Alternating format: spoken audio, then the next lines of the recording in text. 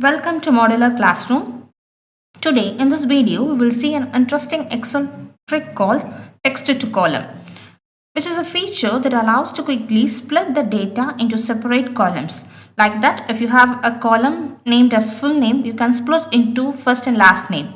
And if you have city and state in one column, you can just split those columns in just a few clicks. Let us see how to do it. You have an Excel file which has a column named full name and which an address which consists of comma separated values. Now just to select this data, full name data, select this and go to the data tab and click text to column from the data tools. Now choose the delimited and click on next. Select your delimiter, that is in this full name column we have the delimiter as a space. That is Ramesh Kumar is being separated by the space.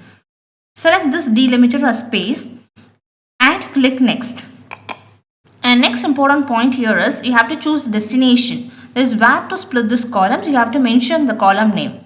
Either you can by default Excel will override the original column, but if you need the original column to keep as such, type the blank column name. Here, for example, here I am typing as column E. Now then click on finish. Now Excel will instantly splits the name into separate columns. See, this full name is being separated into first column and second column. Similarly, if now I am choosing this address column, again I am going to data tab, clicking on text to column, choose the delimiter, click on next, and here I have to choose this comma as the delimiter since Delhi and India has been separated by comma. Now I am clicking next. Now I have to give this destination as either the blank column. For example, here G is a blank column, so I am giving as G. Then click on finish. See, Delhi and India has been separated. Now you can name this column as first name, second name,